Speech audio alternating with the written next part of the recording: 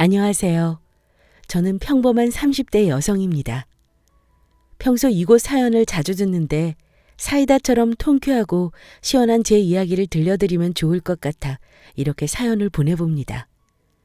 저는 작년에 멍청한 마마보이 남편과 우라통 터지는 결혼 생활을 마무리하고 지금 제 삶을 즐기고 있습니다. 행복한 새 삶을 시작하기 전 남편과 어떠한 결혼 생활을 보냈는지 이야기해 드릴게요. 저는 외동딸로 태어나 부모님의 사랑을 독차지하며 자랐습니다. 그리고 나름 공부머리가 좋았습니다. 우리 집은 그렇게 잘 사는 집안은 아니고 그저 평범한 집안이었는데 제가 공부를 열심히 하니 없는 형편임에도 학원과 과외 등 아낌없이 지원해 주시려 노력하셨습니다. 저도 부모님의 그런 마음을 알기 때문에 보답드리고자 더 열심히 했고요. 그 결과 저는 당당히 서울권 대학에 입학하게 되었습니다. 그런데 서울권에 입학했다고 끝은 아니죠. 졸업 후 좋은 곳에 취직하는 것을 새로운 목표로 잡고 좋은 성적을 받기 위해 대학생활도 열심히 공부하며 보냈습니다. 목표하는 직장으로 취직하기 위해서는 남들 다 한다는 연애 따위 저는 할 시간이 없었어요. 이제와 생각하면 그때가 제일 연애하기 좋고 예쁠 나이인데 지나간 젊음이 후회되네요. 그러나 남들이 행복한 시간을 보낼 때 저는 나름 노력하는 삶을 살았기 때문에 좋은 결과를 얻을 수 있었습니다. 네, 맞습니다. 제가 목표하던 바로 그 직장. 당당히 서울에 있는 대기업에 한 번에 입사할 수 있게 되었습니다. 그저 대기업이 최고라고 여기며 대기업에만 들어가면 된다고 생각한 저는 부서에 관해서는 목표를 정해두지 않고 있었어요. 대기업에 다닌다는 타이틀을 따는 게 중요하다고 생각했고요. 무조건 들어가고 보자란 마음으로 원하던 대기업 신입으로 들어가게 되었고 거래처를 담당하는 부서로 배정받아 일을 시작하게 되었습니다. 열심히 해서 막상 취업은 하긴 했는데 문제는 이제부터 시작이었어요. 학창 시절부터 사람과 어울리며 노는 시간보다는 그저 공부하는 시간을 많이 보냈던 저는 사람을 상대하는 일이 매우 서툴렀습니다. 신입이라도 몇 개의 거래처를 담당하게 되었고 누가 봐도 일 처리하는 게 매끄럽지 않고 미숙해서 그런지 제가 맡은 하청업체에서 저를 무시하는 모습이 자주 보였어요. 이래 봐도 난 하청업체를 관리하는 사람인데 저를 무시할 때마다 자신감이 떨어지고 더 위축될 수밖에 없었습니다. 그런 제 모습을 보고 회사 선배들도 우습게 보이면 안 된다며 저를 위로해 주시고 일적으로 도와주시려 하였죠. 하지만 이미 작아질 대로 작아진 저는 일적으로 능숙하지 못하고 허당기 가득한 모습을 이어나갔죠. 그러던 중 대기업 하청업체인 곳에 담당자로 있던 한 남자를 알게 되었습니다. 그 남자도 역시나 일이 서툰 저를 보고 한눈에 알아봤는지 처음 본 날 웃으며 제게 그러더라고요. 이쪽 계통에 일하신 지 얼마 안 되셨나 봐요. 일이 생각처럼 마음대로 되지 않을 때가 많죠? 라고 넌지시 말하더라고요. 저는 그 남자의 말을 듣고 뭐야, 초짜인 거 들켰으니까 이 남자도 앞으로 날 무시하겠네? 라고 빗돌게 생각하며 역시나 다른 사람과 마찬가지로 날 대하겠지 생각했어요. 그런데 제 예상과는 달리 그 남자는 좀 달랐습니다. 저랑 미팅차 몇 번 만나게 될 때면 일이 서툰 저를 보고 다정하게 되려 일을 알려주기도 했고 긴장하지 말라며 따뜻한 음료를 건네기도 했습니다. 그리고 다른 업체에서는 저를 우습게 보며 은근슬쩍 말을 놓는 상태로 이야기하기도 했는데 이 남자는 한 번도 제게 말을 놓지 않았습니다. 처음에는 어른스럽게 엿먹이는 건가 싶어 더 지켜보려 하였는데 아무리 그래도 절 무시한다는 행동을 한 적은 한 번도 없었어요. 안 그래도 일에 치여 서러웠던 저는 조금이라도 알려주는 듯 배려해주는 그 남자의 태도에 어느 순간 마음은 편해지고 입도 쉽게 열게 되었습니다. 이 대리님, 일이 서툰 제가 답답하지 않으세요? 저도 저 같은 사람 만나면 답답해서 속 터질 것 같은데 매번 잘 알려주시고 도와주시네요. 실은 일 시작한 지 얼마 안 되었기도 하고 자꾸 실수만 하니까 자신감도 떨어지고 그랬어요. 이상하게 잘하려고 하면 할수록 실수만 더 느는 거 있죠? 그래도 이 대리님은 잘 도와주시고 알려주셔서 그런지 대하는 게 어렵지 않네요. 정말 감사합니다. 라고 말하며 제 이야기를 처음 터놓게 되었죠. 가만히 제 이야기를 들으며 따뜻한 눈빛으로 바라봐 주던 이 대리님은 제게 미소를 지어주며 말했어요. 에이, 저도 처음부터 실수투성이었어요. 생각해보면 은영 씨보다 더 실수도 많이 하고 그랬는데요. 그러니까 너무 그렇게 기죽을 것 없어요. 그래도 은영 씨는 들어가기 힘들다는 좋은 대기업 다니시잖아요. 그런 도전 정신이 있는 사람이라면 이 정도 일이야 시군죽 먹기죠. 잘하실 수 있을 거예요. 혹시 제가 도움될 만한 게 있다면 얼마든지 도와드릴게요. 어찌 생각하면 단골 위로 멘트일 수 있는데 서툴기만 한 제게 이 남자의 위로 섞인 말은 이상하게 제 마음에 큰 울림을 주었어요. 그리고 무엇보다 그 남자가 웃을 때 어찌나 멋지던지 연애해 본 적이 많이 없어서 그런가 이 남자가 보이는 호의적인 태도만으로도 제게는 큰 위로가 되면서 행복한 떨림까지 받게 되었습니다. 다른 거래처보다 이 대리님이 있는 거래처에서는 도움을 많이 받아서 그런지 성과가 좋았어요. 모르는 것도 많이 알려주시고 타 업체를 관리하던 저에게 그 업체에 관한 정보들도 종종 알려주시기도 하였고요. 감사한 마음에 밥을 대접하게 되었고 그렇게 몇 번 만나게 되면서 그 사람과 가까운 사이로 발전하게 되었습니다. 그 사람을 만나 연애를 시작한 건 제 나이 26살 때였습니다. 네, 맞아요. 참 좋을 때 만났죠? 그 어여쁜 시절에 이런 모자란 남자를 만났으니 그 시절이 참 후회스럽습니다. 하지만 다들 연애 때는 행복한 시간만 가득하지 않나요? 그저 모든 게 다 좋아 보이고 싸울 시간도 아까워 내가 더 좋은 사람이 되어 예쁜 시간들로만 가득하게 보내는 시기였으니까요. 저보다 3살 많은 그 남자와 저는 알콩달콩 잘 만나고 있었습니다. 서로 사랑하는 마음이 점점 커지기도 했고 둘 다 결혼 정년기라서 그런지 결혼 이야기가 슬슬 나왔어요. 사랑하는 사람과 더 오랜 시간을 보내고 싶은 마음에 연애한 지 1년 뒤 제 나이 27살에 우리 둘은 부부의 연을 맺기로 했습니다. 그날도 다른 날과 다름없이 퇴근하고 만나 마시는 저녁 시간을 보내며 결혼에 관한 이야기를 나누고 있을 때였어요. 그러던 중 예비 신랑 폰으로 전화가 한 통 왔습니다. 예비 신랑은 엄마에게 전화가 왔다며 받더라고요. 네, 바로 제 예비 시어머님의 전화였습니다. 데이트할 때 종종 어머니께 전화가 왔었어요. 예비 신랑은 집에서 딸 같은 아들이라 엄마와 친구처럼 지내며 사이가 좋다고 하였습니다. 집에서 만날 텐데 밖에서도 전화를 종종 하길래 할 이야기가 저리 많은가 싶으면서도 정말 친구처럼 사이가 참 좋구나 라고 느꼈습니다. 바보 같지요? 저는 늘 그렇듯 혼자 식사를 하며 한 귀로는 예비 신랑과 예비 시어머님과 나누는 대화를 듣고 있었어요. 남편은 신이 난 듯 응, 엄마. 나 지금 은영이랑 만나서 밥 먹고 있어. 응. 결혼식장? 아, 그거 은영이 집이랑 직장에서 가까운 서울에 하기로 했어. 알겠어, 엄마. 집에 들어가서 이야기할게. 라고 끊었죠. 누가 들어도 우리 결혼에 관한 이야기를 나누었구나 싶었습니다.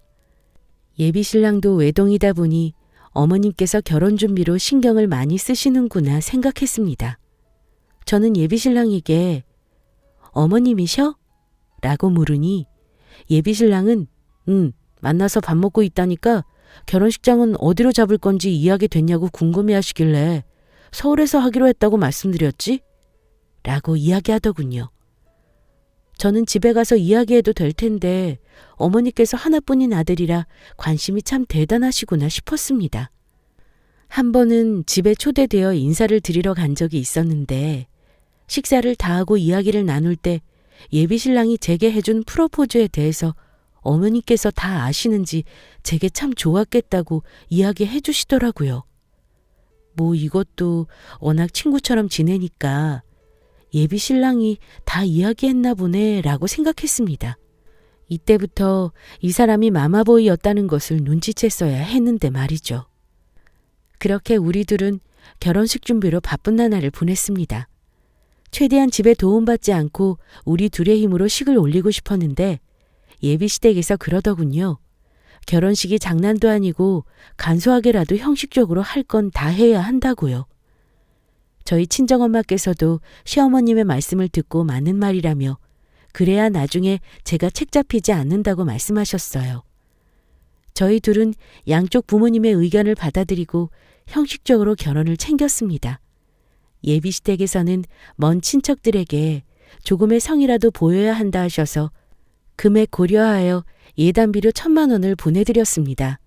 그런데 예비 시댁에서는 예단비로 부족하다며 은근슬쩍 더 요구하는 겁니다.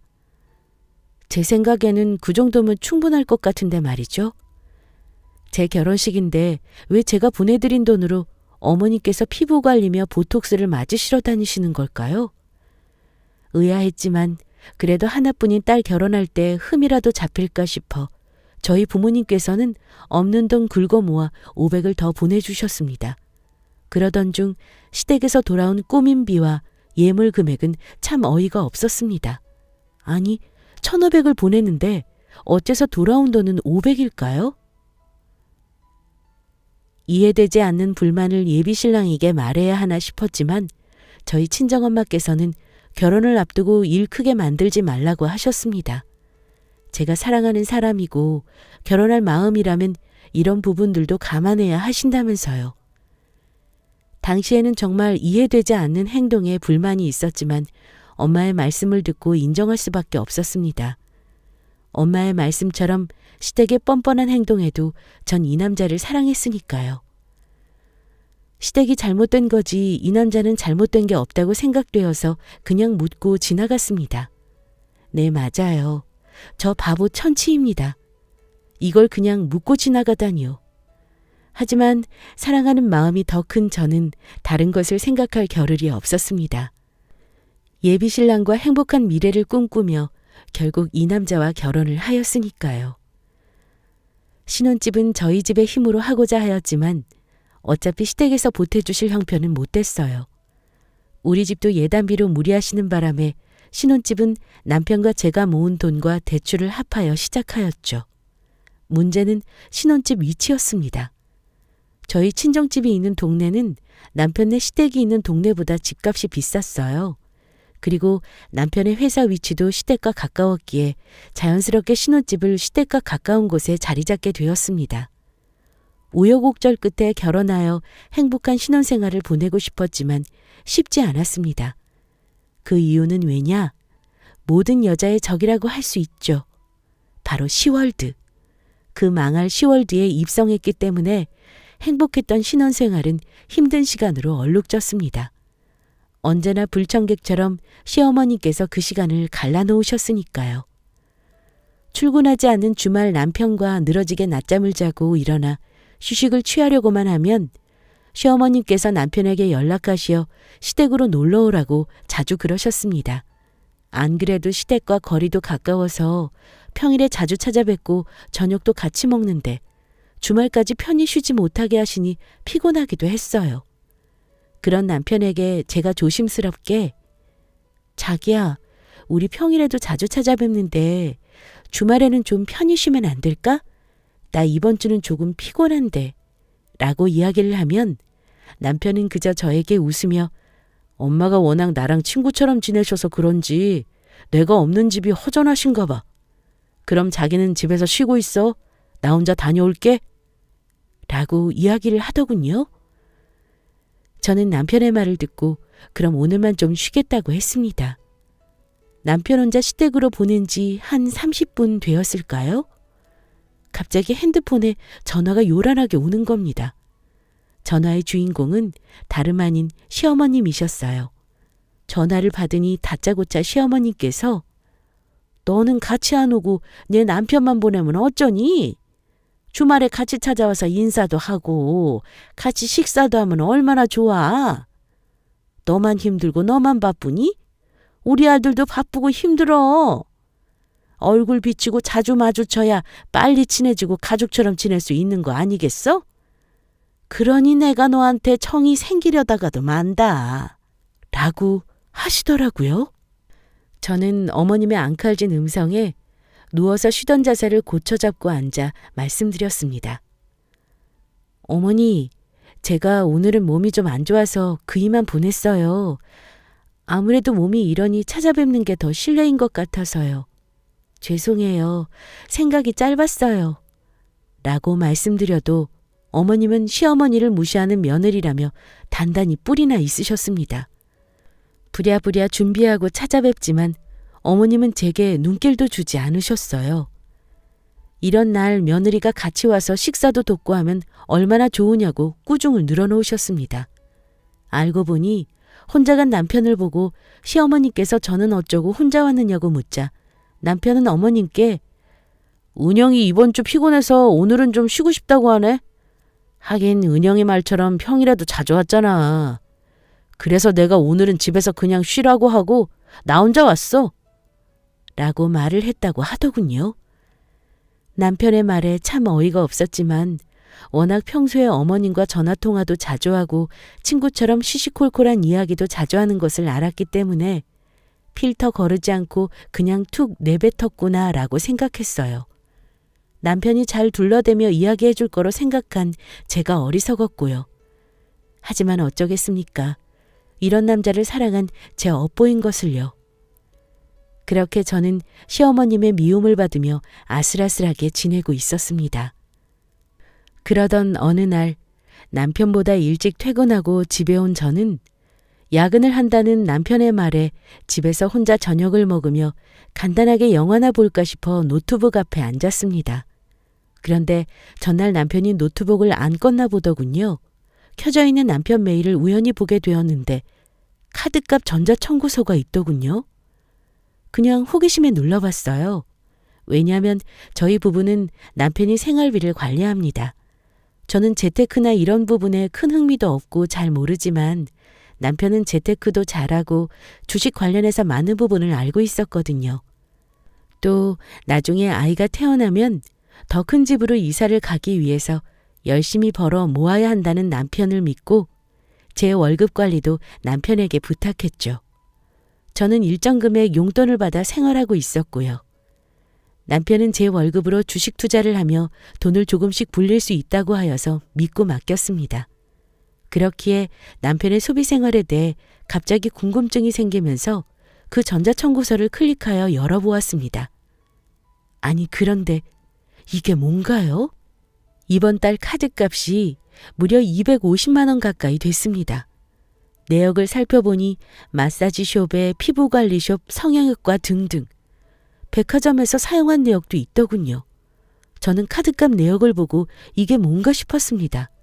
아무래도 남편이 퇴근하고 집에 돌아오면 이 청구서를 보여주면서 물어봐야겠다고 생각했어요. 한참을 기다리니 남편이 퇴근하고 집에 왔길래 저는 들어온 남편을 보자마자 할 말이 있다고 하면서 전자청구서를 보여주었습니다. 남편은 그걸 보더니 당황하기는커녕 당신이 이건 어떻게 확인한 거야? 라고 천연덕스럽게 묻더군요. 저는 올라오는 화를 사귀며 물었습니다. 심심해서 영화나 볼까 싶어 켰는데 메일창이 떠있더라고. 궁금해서 확인해 본 건데 이게 뭐야? 카드값이 250 가까이 나왔고 더군다나 사용 내역이 죄다 여자들이 이용하는 곳이던데 설명 좀 해줄래? 라고 하자 남편은 심드렁한 반응으로 말했습니다. 아, 그거 우리 엄마가 쓰신 거야? 자기도 알잖아. 우리 엄마 그 나이에도 관리 열심히 하시는 거. 라고 말하더군요. 그래서 제가 그랬어요. 아니, 그럼 여태 어머님이 자기 카드를 사용하셨다는 거야? 아니, 어느 정도 사용하셨다면 내가 이해할 수 있는데 어떻게 250만 원 가까이 쓰실 수 있어? 더군다나 이 정도 금액이면 다른 사람 한 달 월급 수준이야. 그전에도 이 정도로 사용하셨던 건 아니지? 자기는 내게 말도 없이 어머님 카드값을 내드린 거고. 라고 따지자 남편은 저를 이상하게 쳐다보며 자기도 알잖아. 우리 집 원래 부자였던 거. 비록 아버지 사업이 망해서 이렇게 됐지만 우리 엄마 돈 많을 때처럼은 아니어도 가끔씩 그때 기분을 종종 내고 싶어 하시는 거. 라고 하였고 저는 아무리 그래도 그렇지. 이렇게 큰 금액은 나한테 말해줘야 하는 거 아니야? 우린 부부잖아. 라고 말하자 남편은 자기 설마 돈 가지고 우리 엄마한테 아까워서 그래? 정말 그렇게 안 받는데 실망이다. 그리고 그 돈은 내가 투자해서 불린 돈으로 사용하는 거라고. 라고 했고 저는 그런 남편의 말이 더 어이가 없었습니다. 투자로 불린 돈을 사용하는 거라고 해도 이건 아니지. 그 돈에 내 돈도 포함되어 있잖아. 막말로 어머니께서는 그렇게 큰 돈 들이면서 정작 우리 집에는 똑같이 신경 써준 적 있어? 나도 자기랑 똑같이 우리 엄마한테 편히 사용하시라고 내 카드 드리고 카드값 내드린다고 하면 그렇게 하라고 할 거냐고. 라고 하자 남편은 정색하며 처음으로 큰 소리를 냈습니다. 유치하게 똑같이 하려고 따지냐? 그리고 말이 나와서 하는 말인데 너희 집은 부자였던 적 없잖아. 장모님은 돈 쓰실 줄도 모르고 우리 엄마는 젊으셨을 때부터 부유하게 사셔서 원래 씀씀이가 크신 것뿐이야. 아들이 주식 잘해서 불린 돈으로 호강시켜드리는 건데 그게 그렇게 안 입고 오냐? 가족끼리 이러면 안 되지? 라고 하는 겁니다. 남편과 아무리 말을 해도 도저히 말이 통하지 않았고 자기 가족밖에 모르는 이기적인 남편은 계속 잘못한 게 없다는 태도였어요. 결혼 전에 지 엄마 말 잘 듣고 시시콜콜한 이야기 다 나누며 친구처럼 지내는 건 알았지만 이 정도로 엄마밖에 모르는 마마보이일 줄은 몰랐습니다. 그렇게 전 남편과 집에서 말도 잘 섞지 않은 채 냉전을 이어갔습니다. 그러던 중 어느덧 추석이 다가왔습니다. 추석에 양가 부모님을 찾아뵙는 것으로 이야기를 나눠야 하는데 남편과 말을 섞지 않으니 조금 답답했습니다. 그렇지만 아무리 생각해도 제가 잘못한 것이 아닌 이상 먼저 굽히고 말 거는 것은 자존심이 허락하지 않았어요. 이건 애초에 남편의 잘못이기 때문에 초장에 잡아야 한다는 생각으로 절대 먼저 말을 걸지 않았습니다.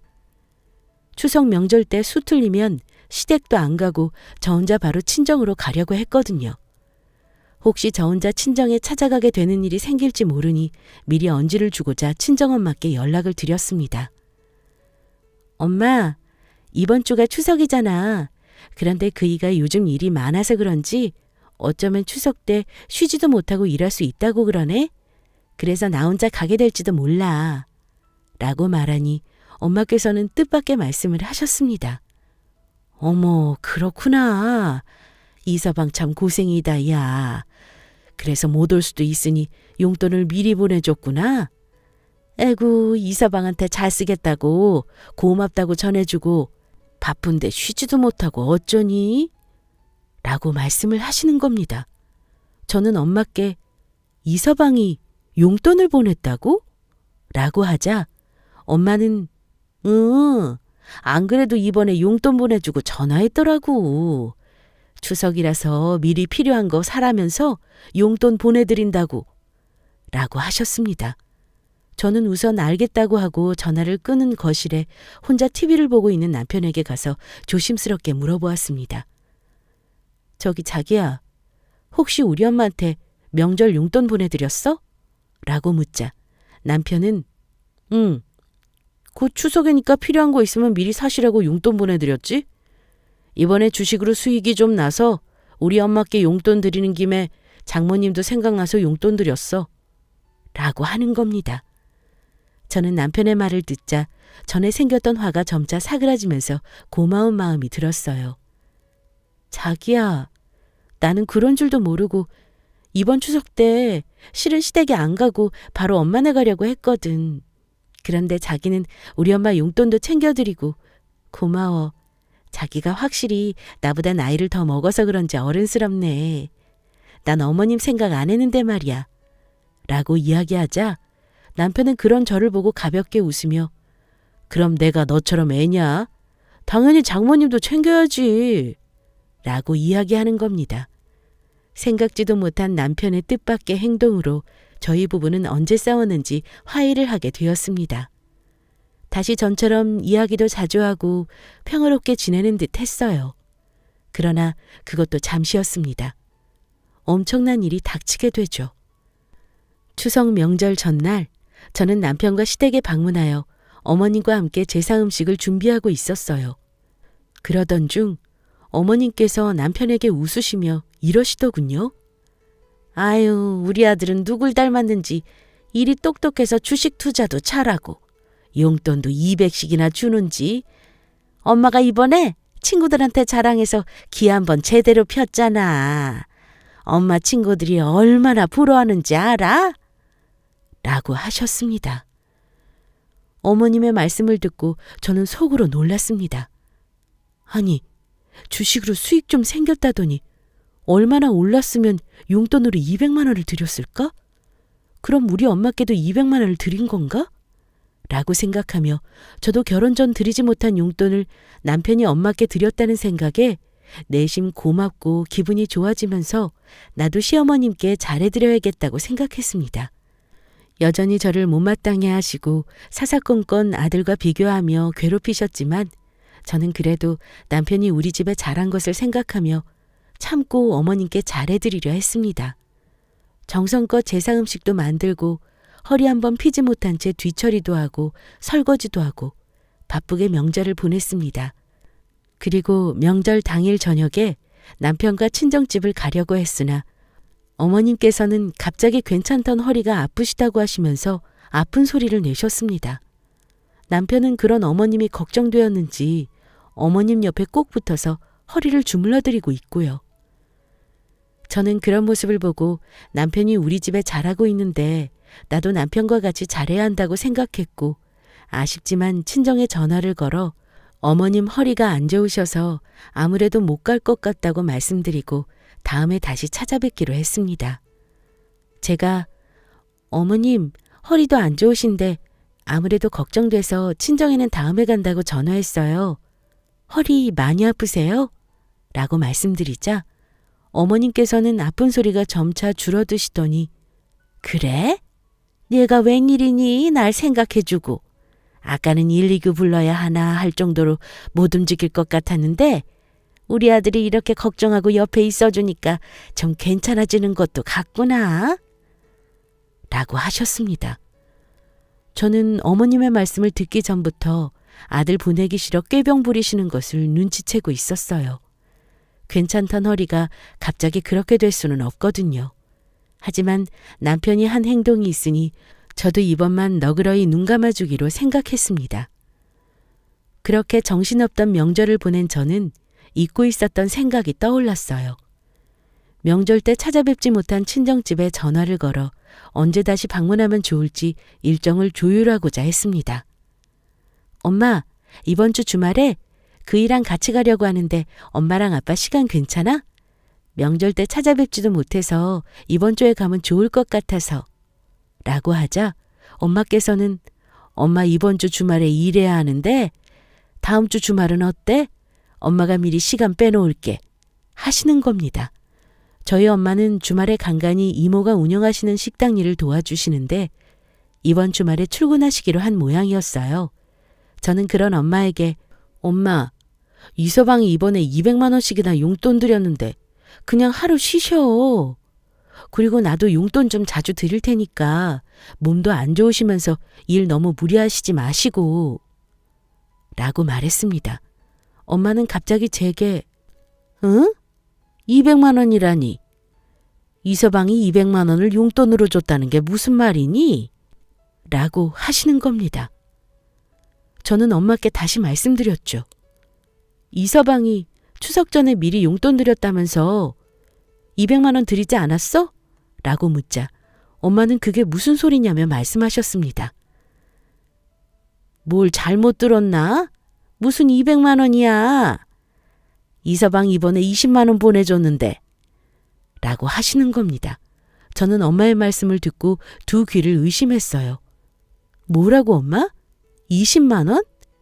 확실해? 라고 묻자 엄마는 되려 그럼 엄마가 20만 원도 모르는 바보니? 바쁜데 갑자기 전화해서 헛소리를 하고 그래. 엄마 바빠. 끊어. 라고 하셨습니다. 저는 전화를 끊고 한동안 멍했어요.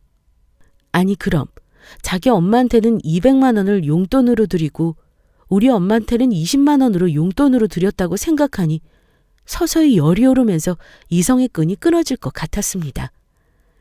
전 그것도 모르고 시어머님의 꾀병에도 모른 척하며 친정에 가지도 않고 구박에도 열심히 제사 준비를 했는데도 말이죠. 그랬던 지난날의 저를 생각하니 도저히 참을 수 없었습니다.